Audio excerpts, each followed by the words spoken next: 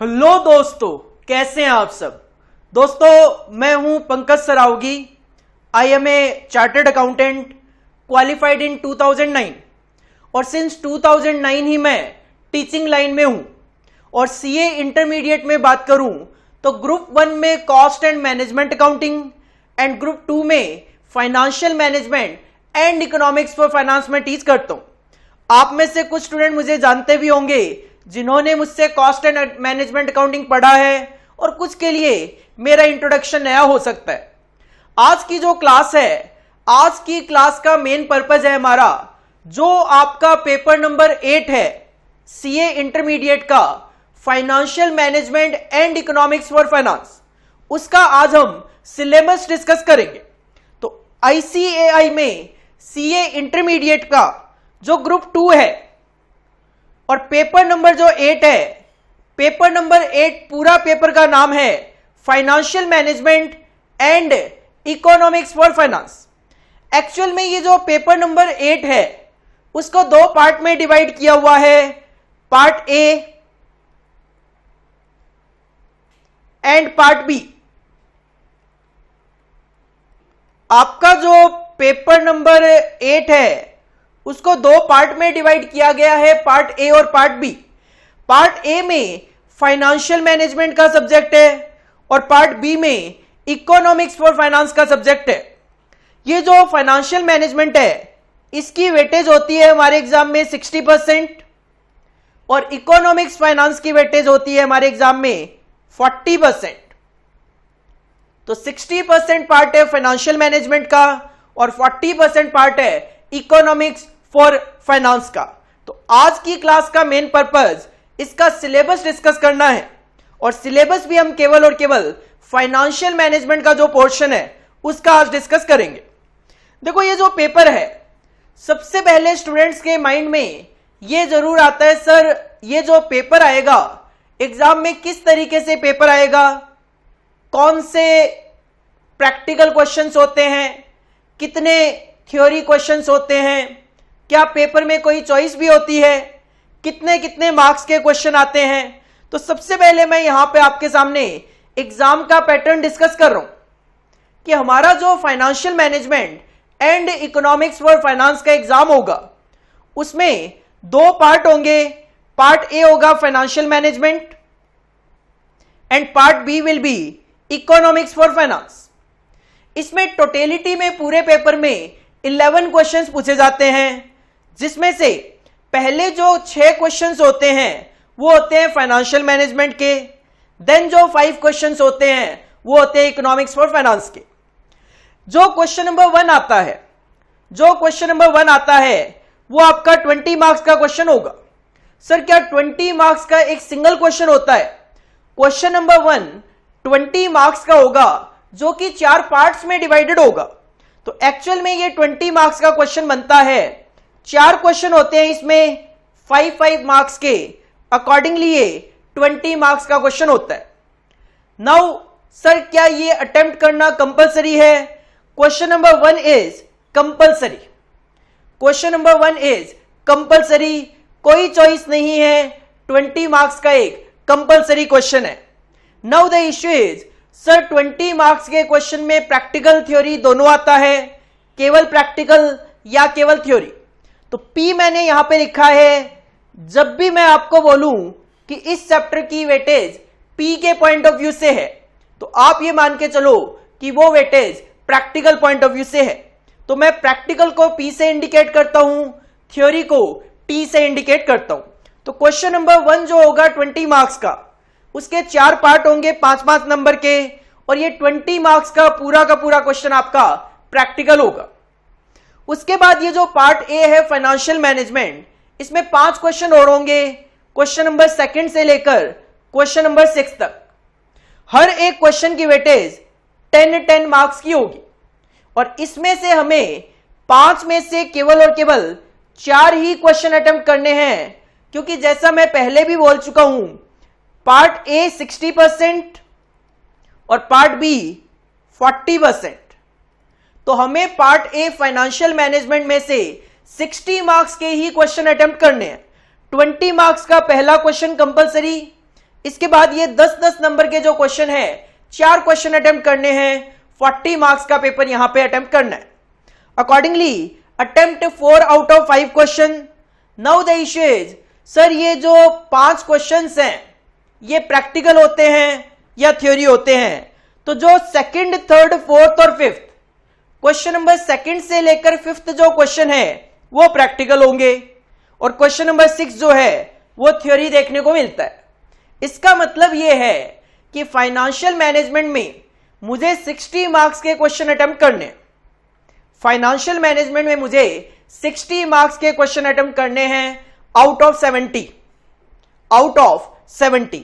लेकिन इसमें से 20 मार्क्स का पहला क्वेश्चन कंपलसरी है, बाकी 50 मार्क्स में से मुझे 40 मार्क्स का पेपर अटेम्प्ट करना है। अगर मैं पहले क्वेश्चन की बात करूं तो ये तो 20 मार्क्स का प्रैक्टिकल है ही, इसमें भी बात करूं तो 40 मार्क्स का प्रैक्टिकल है। इसका मतलब 60 मार्क्स का पेपर आपका प्रैक्टिकल है और 10 मार्क्स का थ्योरी है, और ये 10 मार्क्स की थ्योरी भी चॉइस में है। ये 10 मार्क्स की थ्योरी भी चॉइस में है। इसका मतलब फाइनेंशियल मैनेजमेंट सब्जेक्ट को मैं कह सकता हूं ये प्योर प्रैक्टिकल सब्जेक्ट है, जिसमें एग्जाम में आप 60 आउट ऑफ 60 मार्क्स लेकर आ सकते हो, क्योंकि 60 मार्क्स का आपसे प्रैक्टिकल पूछा जा रहा है। इसी तरीके से अगर मैं थोड़ा सा इकोनॉमिक्स फॉर फाइनेंस की भी फिलहाल बात करूं तो इकोनॉमिक्स फॉर फाइनेंस में आपसे टोटलिटी में 5 क्वेश्चन पूछे जाएंगे, जिसमें क्वेश्चन नंबर 7 जो होगा वो 10 मार्क्स का क्वेश्चन कंपलसरी होगा। हर क्वेश्चन की वेटेज 10-10 नंबर की है। क्वेश्चन नंबर 7 जो पहला क्वेश्चन होगा इकोनॉमिक्स फॉर फाइनेंस का, 10 मार्क्स इसकी वेटेज है, कंपलसरी क्वेश्चन है, और ये क्वेश्चन पार्ट्स में बंटा हुआ होता है। मे बी 2 पार्ट हो, मे बी 3 पार्ट हो, मे बी 4 पार्ट हो, लेकिन जितने भी पार्ट हो अभी तक जो पेपर हुए हैं उसके अकॉर्डिंगली हम ये श्योर हैं कि इसमें 6 नंबर का प्रैक्टिकल पोर्शन होता है और 4 मार्क्स का थ्योरी पार्ट होता है। तो इकोनॉमिक्स फॉर फाइनेंस में भी प्रैक्टिकल पोर्शन है, लेकिन थ्योरी पोर्शन भी इकोनॉमिक्स फॉर फाइनेंस में काफी है। तो अकॉर्डिंगली 6 नंबर का प्रैक्टिकल और 4 नंबर का थ्योरी आप अटेम्प्ट कर सकते हो क्वेश्चन नंबर 7 में। इसके बाद बच गए 4 questions, question number 8 to question number 11। हर एक क्वेश्चन की वेटेज 10 मार्क्स की है। जैसा कि मैंने कहा 40% हमें यहां पे अटेम्प्ट करना है, जिसमें से 10 नंबर का क्वेश्चन तो आप क्वेश्चन नंबर 7 कंपलसरी अटेम्प्ट करोगे। तो इसका मतलब 8 टू 11 10-10 मार्क्स के जो क्वेश्चन है, तो मुझे 30 मार्क्स का यहां पे अटेम्प्ट करना है। तो मुझे यहां पे 3 क्वेश्चन अटेम्प्ट करने हैं आउट ऑफ टोटल 4 क्वेश्चंस। एक क्वेश्चन की चॉइस है। क्वेश्चन नंबर 8, 9, 10 और 11 अभी तक जो पेपर हुए हैं उसके एक्सपीरियंस के बेसिस पे मैं बात करूं तो क्वेश्चन नंबर 8 जो है इसमें 5 नंबर का प्रैक्टिकल होता है, 5 नंबर का थ्योरी आपको देखने को मिलता है। क्वेश्चन नंबर 9 में 2 मार्क्स का प्रैक्टिकल देखने को मिलता है और 8 मार्क्स की थ्योरी देखने को मिलती है। क्वेश्चन नंबर 10 में भी 2 नंबर का प्रैक्टिकल और 8 मार्क्स की थ्योरी देखने को मिलती है। और क्वेश्चन नंबर 11 जो है वो प्योर थ्योरी होता है, इसमें आपको 10 नंबर की थ्योरी देखने को मिलेगी। इसमें आपको 10 नंबर की थ्योरी देखने को मिलेगी। तो अगर मैं बात करूं प्रैक्टिकल अटेम्प्ट करने की, तो आप इकोनॉमिक्स फॉर फाइनेंस में 6 नंबर का प्रैक्टिकल यहां पे अटेम्प्ट कर सकते हो, 5 मार्क्स का ये, 2 मार्क्स का क्वेश्चन नंबर 9 में और 2 मार्क्स का क्वेश्चन नंबर 10 में। तो 6, 5, 11 और 2 13 और 2 15, 15 मार्क्स का प्रैक्टिकल। यहां पे अगर मैं बात करूं तो आप 15 मार्क्स का प्रैक्टिकल अटेम्प्ट कर सकते हो। हां, 25 मार्क्स की आपको थ्योरी अटेम्प्ट करनी पड़ेगी। लेकिन इकोनॉमिक्स फॉर फाइनेंस में थ्योरेटिकल क्वेश्चन जो आते हैं उनमें एक अच्छी बात यह है कि थ्योरेटिकल क्वेश्चन की जो वेटेज होती है, थ्योरेटिकल क्वेश्चन की जो वेटेज है वो है 2 से 3 नंबर की। 2 to 3 मार्क्स की वेटेज होती है। 2 नंबर से छोटा क्वेश्चन नहीं आता, लाइक 1 नंबर का कोई थ्योरी क्वेश्चन नहीं आता, और 3 नंबर से बड़ा कोई थ्योरी क्वेश्चन नहीं आता। तो 2 से 3 नंबर का ही थ्योरी क्वेश्चन आता है, जिसकी वजह से अगर जो भी टॉपिक्स आप इकोनॉमिक्स फॉर फाइनेंस में पढ़ोगे उनको हम अगर एज ए क्रक्स याद रखें तो हम इजीली उसमें मैटर लिख पाएंगे 2 से 3 नंबर का, और एग्जामिनर इस थ्योरी पार्ट में भी नंबर ज्यादा नहीं कट कर पाता, क्योंकि 2 से 3 नंबर का ही क्वेश्चन होता है। कहीं कोई डेफिनेशन पूछी जाती है, कहीं कोई एडवांटेजेस है, कहीं कोई डिसएडवांटेजेस है, कहीं कोई कैरेक्टरिस्टिक्स है, इस तरीके के क्वेश्चंस आते हैं। तो वहां पे अगर आप रेलिवेंट पोर्शन लिखोगे तो इकोनॉमिक्स फॉर फाइनेंस में भी पूरे में से पूरे नंबर आ सकते हैं। तो financial management and economics for finance में 60 प्लस 15 75 मार्क्स का प्रैक्टिकल, 25 मार्क्स की थ्योरी, तो 90 से लेकर 100 के बीच में मार्क्स लाना पॉसिबल है। तो this is the exam pattern. Simple crux बताऊं, टोटलिटी में 11 क्वेश्चन, पहले 6 क्वेश्चन है फाइनेंशियल मैनेजमेंट के, लास्ट 5 क्वेश्चन है इकोनॉमिक्स फॉर फाइनेंस के। पहले जो 6 क्वेश्चंस हैं फाइनेंशियल मैनेजमेंट के, क्वेश्चन नंबर 1 इज कंपलसरी, बाकी 5 में से 4 अटेम्प्ट करने। इकोनॉमिक्स फॉर फाइनेंस में क्वेश्चन नंबर 7 इज कंपलसरी, बाकी 4 में से अपने को 3 अटेम्प्ट करने। मैक्सिमम 75 मार्क्स का प्रैक्टिकल और 25 मार्क्स की आप थ्योरी अटेम्प्ट करोगे। हेडिंग पुट करो, सबसे पहले सब्जेक्ट का नाम लिखो, paper number 8, paper number 8 financial management and economics for finance, financial management and economics for finance.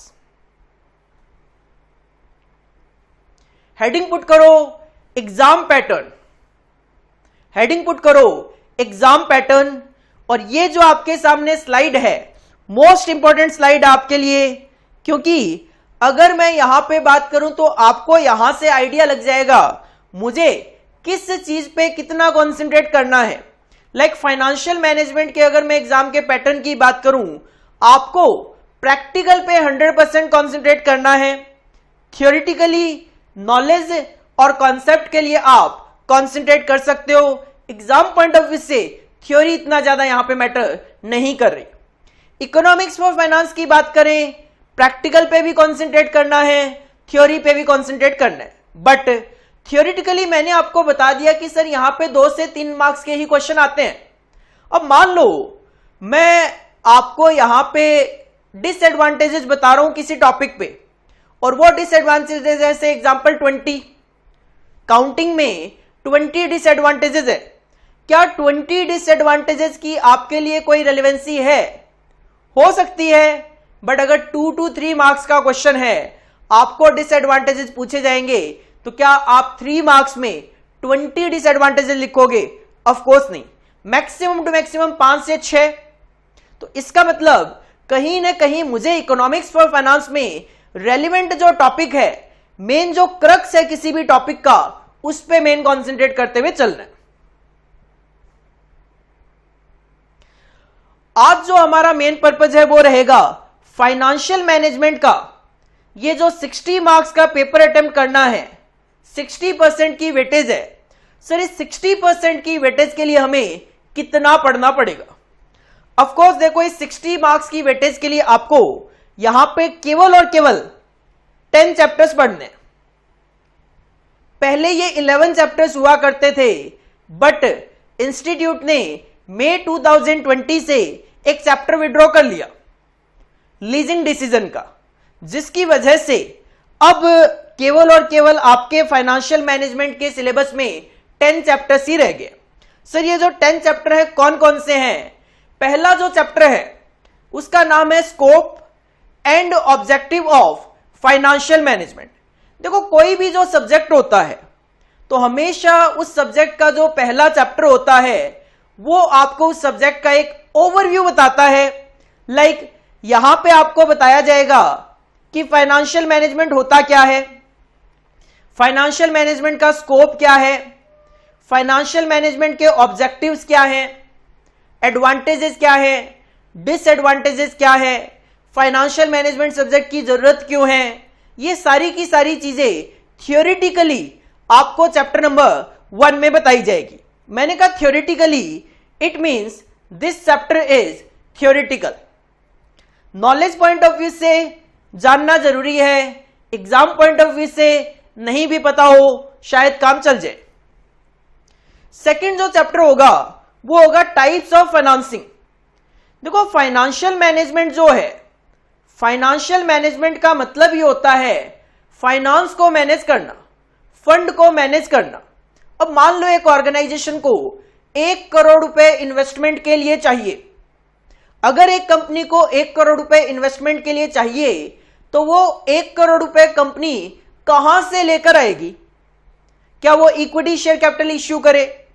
क्या वो डिबेंचर्स इश्यू करे? क्या वो बैंक से लोन लेकर आए? प्रेफरेंस शेयर इश्यू करे? तो फाइनेंस के तरीके क्या क्या हो सकते हैं, these are discussed in chapter 2 types of financing. और ये जो टाइप्स ऑफ फाइनेंसिंग का चैप्टर है ये प्योर थ्योरी चैप्टर है। इसमें आपको फाइनेंसिंग के अलग अलग तरीके, शॉर्ट टर्म, लॉन्ग टर्म, हर तरीके से यहां पे डिस्कस किए जाएंगे। तो पहला और दूसरा ये जो 2 चैप्टर हैं ये प्योर थ्योरी चैप्टर है। इसके बाद थर्ड चैप्टर में हम जब आते हैं तो हम प्रैक्टिकल पे मूव ऑन कर जाते हैं। और थर्ड जो चैप्टर है ये ऑफ कोर्स आपके लिए नया नहीं होता, रेशियो एनालिसिस। आप 12th लेवल पे थोड़ा रेशियो एनालिसिस पढ़ के आते हो, हालांकि यहां पे रेशियो एनालिसिस एडवांस्ड लेवल है। जो आप 12th क्लास में पढ़ के आते हो उससे कहीं ज्यादा वैरायटीज ऑफ क्वेश्चन आपको यहां पे रेशियो एनालिसिस में देखने को मिलेगी। प्रैक्टिकल क्वेश्चन एग्जाम में पूछा जाएगा, कभी 5 नंबर की वेटेज होती है तो कभी 10 नंबर की वेटेज होती है। तो 5 to 10 मार्क्स तक इस चैप्टर की वेटेज रहती है। थर्ड चैप्टर के बाद फोर्थ चैप्टर आएगा आपका cost of capital. Fourth chapter आएगा आपका कॉस्ट ऑफ कैपिटल। देखो जैसे अभी अभी मैंने कहा सेकंड चैप्टर का नाम जब आया था टाइप ऑफ फाइनेंसिंग, तो मैंने कहा अगर ऑर्गेनाइजेशन को 1 करोड़ रुपए की जरूरत है तो maybe organisation equity share capital issue करे, maybe organisation preference share capital issue करे, मे बी ऑर्गेनाइजेशन बैंक से लोन लेकर आए, maybe organisation debenture issue करे। अगर आप से एग्जांपल डिबेंचर इश्यू करोगे तो आपको उसके लिए इंटरेस्ट कॉस्ट पे करनी पड़ेगी। अगर आप प्रेफरेंस शेयर कैपिटल इश्यू करते हो तो आपको उसके लिए प्रेफरेंस से डिविडेंड की कॉस्ट पे करनी पड़ती है।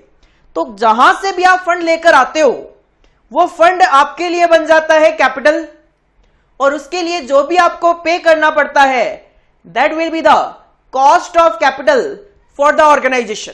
तो कैपिटल की कॉस्ट कैसे कैलकुलेट की जाए वो हम डिस्कस करेंगे चैप्टर नंबर 4 में। सर ये प्रैक्टिकल है कि थ्योरी है? ये चैप्टर भी आपका प्रैक्टिकल है और most of the time exam में 5 नंबर की वेटेज के साथ क्वेश्चन पूछा जाता है, कभी कभी 10 मार्क्स की वेटेज का क्वेश्चन भी आ जाता है। इसके बाद फिफ्थ चैप्टर होगा हमारा फाइनेंसिंग डिसीजन। ये फाइनेंसिंग डिसीजन का जो चैप्टर है एज पर स्टडी मटेरियल एक सिंगल चैप्टर है फाइनेंसिंग डिसीजन, बट मैं आपको यहां पे 2 पार्ट में क्लासेस में करवाऊंगा। पहला पार्ट होगा कैपिटल स्ट्रक्चर थ्योरीज के नाम से और दूसरा पार्ट होगा ईबीआईटी ईपीएस एनालिसिस के नाम से। दोनों कहीं ना कहीं फाइनेंसिंग डिसीजन के पार्ट है। फाइनेंसिंग डिसीजन का मतलब ऑर्गेनाइजेशन को अगर मार्केट से फंड रेज करना है तो किस तरीके से रेज किया जाए, इक्विटी, डिबेंचर्स, लोन कैसे लेकर आना है। दोनों के ही पॉइंट ऑफ व्यू से, फाइनेंसिंग डिसीजन के पॉइंट ऑफ व्यू से कैपिटल स्ट्रक्चर थ्योरीज भी रेलिवेंट है, ईबीआईटी ईपीएस एनालिसिस भी रेलिवेंट है, बट दोनों कॉन्सेप्ट का एक दूसरे से एज सच कोई रिलेशन नहीं है, जिसकी वजह से हम इन दोनों टॉपिक को अलग अलग पार्ट में करेंगे। फाइनेंसिंग डिसीजन का पहला पार्ट होगा कैपिटल स्ट्रक्चर थ्योरीज और दूसरा पार्ट होगा EBIT EPS analysis. Chapter number 6 होगा आपका लिवरेजेस का। लिवरेजेस का नॉर्मली कॉन्सेप्ट तब यूज किया जाता है जब एक ऑर्गेनाइजेशन अपने बिजनेस की रिस्क को जानना चाहते हैं कि अगर मैं मार्केट से डेट रेज करके लाता हूं तो मेरे बिजनेस में क्या रिस्क है। क्योंकि जब आप मार्केट से डेट रेज करके लाते हो उस सिचुएशन में आप अपने लिए एक फिक्स्ड कॉस्ट इंटरेस्ट की क्रिएट कर लेते हो। भले ही आपका बिजनेस कुछ कमाए ना कमाए, आपको वो इंटरेस्ट की कॉस्ट पे करनी ही करनी पड़ती है। तो जब ऑर्गेनाइजेशन अपने बिजनेस में जो भी रिस्क होती है उसको जानना चाहते हैं तो कॉन्सेप्ट यूज किया जाता है लिवरेजेस का। ये जो लिवरेजेस है ये भी फाइनेंसिंग डिसीजन का ही पार्ट माना जाता है। और ये जो चैप्टर है, 5th चैप्टर की मैं बात करूं पूरा का पूरा प्रैक्टिकल पॉइंट ऑफ व्यू से, और 6th चैप्टर भी आप पूरा का पूरा प्रैक्टिकल पॉइंट ऑफ व्यू से देख सकते हो। हालांकि अगर मैं 5th चैप्टर में एक कैपिटल स्ट्रक्चर थ्योरीज की बात करूं तो इसमें कभी कभार थ्योरी क्वेश्चन भी पूछ लिया जाता है। तो मैं कहूंगा चैप्टर नंबर 5 जो है वो आप practical plus theory point of view से देख सकते हो।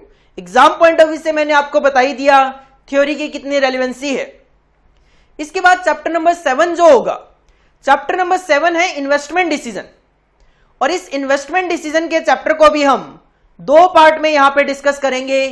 पहला होगा इन्वेस्टमेंट डिसीजन से रिलेटेड कैश का फ्लो, कि अगर आप इन्वेस्टमेंट करते हो तो कितना तो आउटफ्लो होगा, और इन्वेस्टमेंट करोगे तो वहां से कुछ रिटर्न भी तो आएगी, तो वो इनफ्लो कितना होगा वो हम डिस्कस करेंगे। और इन्वेस्टमेंट डिसीजन के लिए इन्वेस्टमेंट करना है या नहीं करना, ये डिसीजन लेने के लिए हमारे पास होती है काफी सारी मेथड्स इन फाइनेंशियल मैनेजमेंट, जिनको बोला जाता है इन्वेस्टमेंट डिसीजन टेक्निक्स। तो उन टेक्निक्स को अप्लाई करके हम प्रपोजल्स को इवेल्युएट करेंगे। अकॉर्डिंगली हम ये डिसाइड करते हैं क्या इन्वेस्टमेंट करना चाहिए या नहीं करना चाहिए। तो जो चैप्टर नंबर 7 है उसको हम 2 पार्ट में डिस्कस करने वाले हैं यहाँ पे। पहला पार्ट होगा इन्वेस्टमेंट डिसीजन कैश फ्लो के नाम से, और दूसरा पार्ट होगा investment decision techniques and evaluation के नाम से। इसके बाद चैप्टर नंबर 8 जो होगा वो होगा risk analysis in capital bursting. Actual में कैपिटल बस्टिंग कह दो चाहे इन्वेस्टमेंट डिसीजन कह दो, एक ही बात है। चाहे कैपिटल बस्टिंग कह दो चाहे इन्वेस्टमेंट डिसीजन कह दो, एक ही बात है। एक्चुअल में capital budgeting is a technique used for investment decision.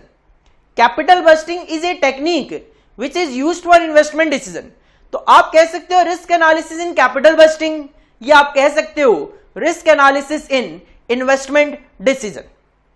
Risk analysis in investment decision तब यूज किया जाता है क्योंकि देखो इन्वेस्टमेंट डिसीजन लेने और डिसीजन जो होते हैं वो हमेशा फ्यूचर के लिए लिए जाते हैं, और फ्यूचर को 100% एक्यूरेसी के साथ एस्टिमेट नहीं किया जा सकता। तो जब हम इन्वेस्टमेंट डिसीजन के पॉइंट ऑफ व्यू से फ्यूचर के डेटा को एस्टिमेट करते हैं तो उसमें हमेशा कुछ ना कुछ रिस्क रह जाती है, क्योंकि अगर मैं कहता हूं 5 करोड़ का इनफ्लो होगा तो दिस इज द एस्टिमेशन, और वहां पे एक रिस्क रह जाती है, मे भी 5 करोड़ से ज्यादा हो जाए, मे भी 5 करोड़ से कम हो जाए। तो उस रिस्क को भी जब हम कंसीडर करते हैं इन्वेस्टमेंट डिसीजन में तो उसको बोल दिया गया risk analysis in capital budgeting. तो जो चैप्टर नंबर 7 है और 8 है, these are interrelated chapter. ये भी आप प्रैक्टिकल पॉइंट ऑफ व्यू से हम यहां पे डिस्कस करेंगे। चैप्टर नंबर 7 जो है ये भी यहां पे आप प्रैक्टिकल पॉइंट ऑफ व्यू से डिस्कस करोगे। चैप्टर नंबर 9 जो होगा that is the dividend decisions. Organisation पैसा कमाती है, अर्निंग पर शेयर कमाती है, अर्निंग कमाती है, तो उसमें से कितना तो शेयर होल्डर को डिविडेंड दे दिया जाए और कितना कंपनी अपने पास रिटेन करके रख ले फॉर द फ्यूचर इन्वेस्टमेंट। जब इस तरीके के डिसीजन लिए जाते हैं तो these decision are known as dividend decision, जो कि हम चैप्टर नंबर 9 में डिस्कस करेंगे।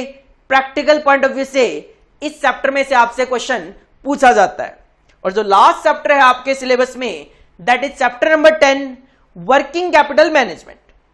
और ये जो वर्किंग कैपिटल मैनेजमेंट है ये काफी ब्रॉड चैप्टर बनाया गया है as per your study material, और उसको कई पार्ट्स में डिवाइड किया है मैंने। वर्किंग कैपिटल मैनेजमेंट के चैप्टर में पहला टॉपिक हम देखेंगे working capital cycle and estimation को लेकर, इसी तरीके से कैश मैनेजमेंट को लेकर, accounts payable that is creditors management को लेकर, receivable management that is debtors management को लेकर।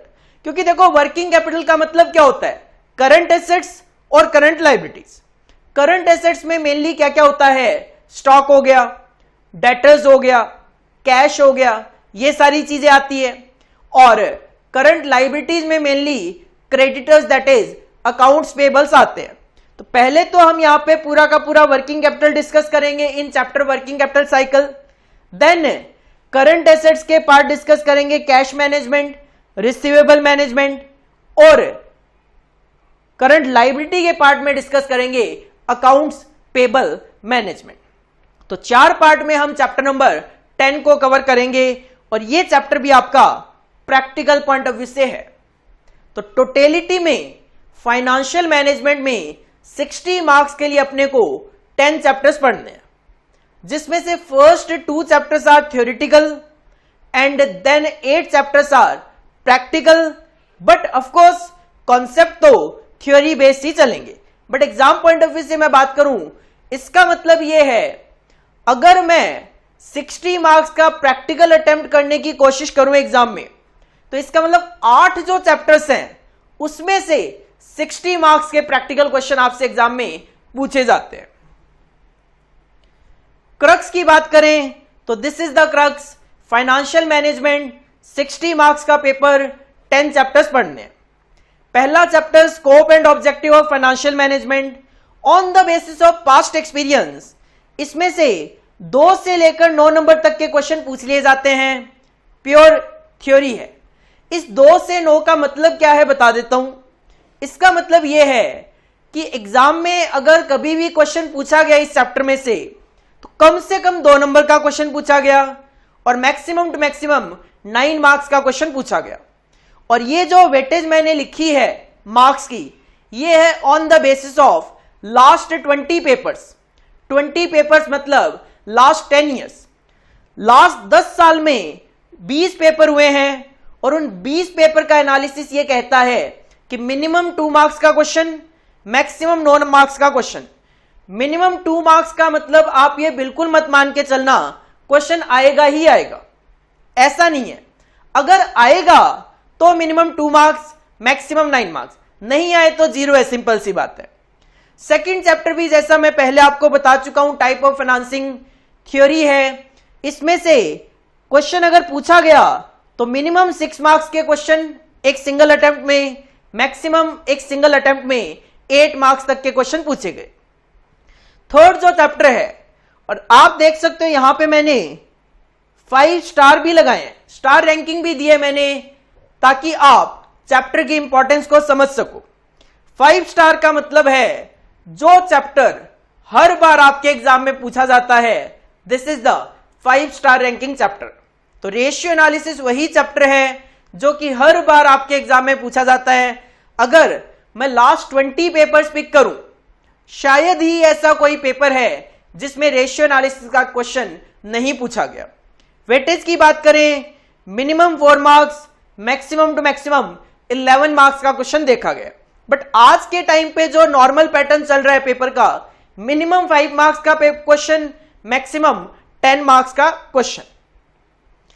फोर्थ चैप्टर 3 स्टार रेटिंग है इसकी, कॉस्ट ऑफ कैपिटल का चैप्टर। जैसा मैं पहले ही बता चुका हूं कि पहले 2 चैप्टर को छोड़कर बाकी सारे practical. Weightage cost of capital की मिनिमम 3 मार्क्स का क्वेश्चन इसमें से पूछा गया है लास्ट 20 अटेम्प्ट में, मैक्सिमम इसमें से 13 मार्क्स तक के क्वेश्चन भी पूछे गए हैं। फिफ्थ जो चैप्टर है financing decision capital structure theories के नाम से हम देखेंगे। जैसा मैंने कहा इसमें थ्योरी क्वेश्चन भी बन जाता है, तो ये प्रैक्टिकल और थ्योरी दोनों पॉइंट ऑफ व्यू से हम डिस्कस करेंगे। मिनिमम 2 मार्क्स का क्वेश्चन देखा गया, मैक्सिमम टू मैक्सिमम इसमें से 10 मार्क्स का क्वेश्चन पेपर में आया।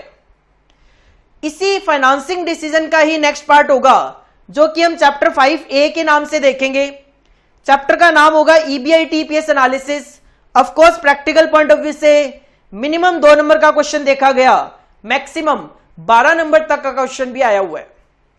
चैप्टर नंबर 6 लीवरेजेस को भी 5 स्टार रेटिंग मिली है, प्रैक्टिकल चैप्टर है। क्यों मिली है 5 स्टार? ऑलमोस्ट हर पेपर में इसमें से क्वेश्चन पूछा जाता है। मिनिमम 3 नंबर का क्वेश्चन देखा गया और मैक्सिमम 10 नंबर तक का क्वेश्चन आपसे एग्जाम में पूछा जा सकता है। चैप्टर नंबर 7 को हम दो पार्ट में डिस्कस करेंगे। चैप्टर नंबर 7 होगा इन्वेस्टमेंट डिसीजन कैश फ्लोज और चैप्टर नंबर 7 होगा 5 स्टार रेटिंग के साथ investment decision techniques and evaluation. इसमें से प्रैक्टिकल भी आ जाता है और इसमें से लास्ट 20 अटेम्प्ट में मैं बात करूं थ्योरी क्वेश्चन भी कभी कभार पूछ लिया जाता है। मिनिमम 4 नंबर का क्वेश्चन देखा गया, मैक्सिमम 16 नंबर तक का क्वेश्चन भी देखा गया इस चैप्टर में से, जिसकी वजह से इसकी रेटिंग 5 स्टार रेटिंग है। आप यहां पे देखोगे मैंने चैप्टर नंबर 7 को कोई रेटिंग नहीं दी, इसी तरीके से आप देखोगे चैप्टर नंबर 1 और 2 को भी कोई रेटिंग नहीं दी। एक्चुअल में 1 और 2 को रेटिंग नहीं देने के पीछे मेरा पर्पज ये है, these are the theory chapter. अगर मुझे ये नहीं भी आते तो भी मेरे एग्जाम में 60 आउट ऑफ 60 मार्क्स आ सकते हैं। चैप्टर नंबर 7 को कोई रेटिंग इसलिए नहीं मिली क्योंकि जो चैप्टर नंबर 7 का पार्ट हम जो करेंगे उसमें से कभी एग्जाम में क्वेश्चन नहीं पूछा गया। हालांकि इसका जो नेक्स्ट पार्ट है इसमें से हर बार एग्जाम में क्वेश्चन पूछा जाता है, जिसकी वजह से ये वाला पार्ट इंपॉर्टेंट है। लेकिन चैप्टर नंबर 7 की इंपॉर्टेंस इसलिए है क्योंकि चैप्टर नंबर 7A आप तभी अंडरस्टैंड कर पाओगे जब आप चैप्टर नंबर 7 में इन्वेस्टमेंट डिसीजन कैश फ्लो का बेसिक समझोगे। तो रेटिंग नहीं देने के पीछे पर्पज है, एग्जाम में कभी क्वेश्चन नहीं पूछा गया। चैप्टर नंबर 8 जो है risk analysis in capital bursting, 4 से 5 नंबर तक का क्वेश्चन आप एग्जाम में एक्सपेक्ट कर सकते हो। इसमें से प्रैक्टिकल भी आता है लेकिन एक आध बार थ्योरी क्वेश्चन भी आया हुआ है। 2 स्टार रेटिंग है, क्वेश्चन कभी आता है कभी नहीं आता, रेगुलर चैप्टर नहीं है। इसके बाद चैप्टर नंबर 9 जो है डिविडेंड डिसीजंस, इसमें अगर बात करूं प्रैक्टिकल क्वेश्चन बनता है, 5 नंबर के ही क्वेश्चन पूछे गए। मतलब डिविडेंड डिसीजन की अगर मैं बात करूं अभी तक जब भी क्वेश्चन पूछा गया ना 5 से कम ना 5 से ज्यादा, 5 नंबर का ही क्वेश्चन इसमें से पूछा गया है। 3 स्टार इसकी रेटिंग है, इंपॉर्टेंट तो है। 10th जो चैप्टर है अगेन आप देख सकते हो 5 स्टार रेटिंग है। चैप्टर का नाम है working capital cycle and estimation, practical है, 5 स्टार रेटिंग के पीछे पर्पज है। इसमें से जब भी क्वेश्चन पूछा गया 8 नंबर से छोटा क्वेश्चन ही नहीं पूछा गया और मैक्सिमम टू मैक्सिमम 16 नंबर तक का एक सिंगल क्वेश्चन इस चैप्टर में से आया हुआ है। 10A कैश मैनेजमेंट, प्रैक्टिकल भी आ जाता है, इसमें थ्योरी क्वेश्चन भी बनते हैं। मिनिमम 4 नंबर का क्वेश्चन, मैक्सिमम 12 नंबर तक का क्वेश्चन, बट कैश मैनेजमेंट में से क्वेश्चन काफी कम पूछा जाता है। अगर मैं पीछे 20 पेपर्स पिक करके देखूं तो 20 में से शायद 2 से 3 बार ही क्वेश्चन पूछा गया है, इससे ज्यादा क्वेश्चन नहीं पूछा गया। इसी वजह से इसकी रेटिंग केवल 1 स्टार है, कम इंपॉर्टेंट है। 10B जो हम देखेंगे पार्ट, वो होगा रिसीवेबल मैनेजमेंट का। मिनिमम 2 नंबर से लेकर मैक्सिमम आप 13 नंबर तक के क्वेश्चन देख सकते हो पेपर में। प्रैक्टिकल भी आ जाता है और इसमें से थ्योरी क्वेश्चन भी पूछ लिया जाता है, कई बार शॉर्ट नोट वगैरह आ जाते हैं। और 10C जो है मैनेजमेंट ऑफ पेबल्स, आप स्टडी मैट ओपन करके देखेंगे एक छोटा सा पैराग्राफ और एक छोटा सा सिंगल क्वेश्चन गिवन है वहां पे, और वो भी एग्जाम में कभी पूछा नहीं गया, जिसकी वजह से इसकी रेटिंग कुछ नहीं है। सिलेबस का पार्ट है, हम यहां पे डिस्कस करते हैं। तो कहीं ना कहीं as per your study material में बात करूं तो as per study material totality में 10 चैप्टर्स हैं, पहले 2 थ्योरी, बाकी 8 प्रैक्टिकल। 8 चैप्टर पढ़ के मैं 60 आउट ऑफ 60 लेकर आ सकता हूं, लेकिन मैंने यहां पे पार्ट्स कर दिए हैं चैप्टर के ताकि हम उसको ज्यादा इजीली तरीके से अंडरस्टैंड कर सकें। तो आप देखोगे 1 2 3 4 5 6 7 8 9 10 11 चैप्टर्स या उसके पार्ट जो भी आप समझ लो, ये पढ़कर हम 60 आउट ऑफ 60 मार्क्स लेकर आ सकते हैं। इसके पहले मैंने आपको चैप्टर के नाम बताए थे, वो चैप्टर के नाम मैंने आपको अलग अलग बताए थे, बट मेन जो स्लाइड है वो है ये वाली, जिसमें चैप्टर के नाम भी है, थ्योरी, या प्रैक्टिकल वो भी लिखा हुआ है। साथ में on the basis of last 20 papers weightage भी हर चैप्टर की लिखी हुई है। इसको आप कॉपी कर लो।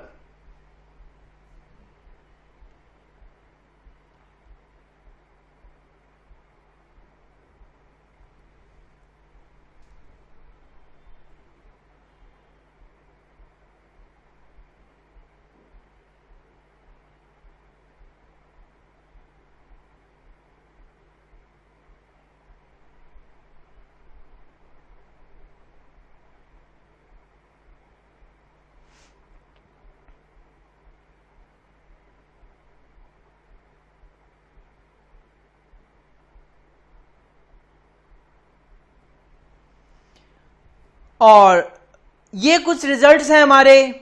हाईएस्ट अगर मैं बात करूं तो कॉस्ट एंड एफएम में मेरे स्टूडेंट के जो हाईएस्ट मार्क्स अभी तक किसी के आए हैं वो है आस्था जुनेजा, 95 मार्क्स हाईएस्ट हैं। इसके बाद 90s में, 80s में, 70s में, 60s में काफी सारे स्टूडेंट्स के मार्क्स हैं। और आप अगर ध्यान से देखोगे तो 95 के ऊपर मैंने फर्स्ट रो खाली छोड़ रखी है। वो किस लिए? इस एक्सपेक्टेशन के साथ कि आप 95 से भी ज्यादा मार्क्स लेकर आए और मैं उस रो में आपका नाम लिख सकूं। तो इसी के साथ आज की जो क्लास है वो हम फिनिश करेंगे। नेक्स्ट क्लास से हम अपना फाइनेंशियल मैनेजमेंट का सिलेबस स्टार्ट करेंगे।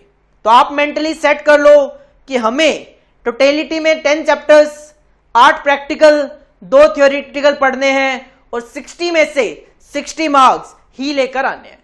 Thank you, all the best.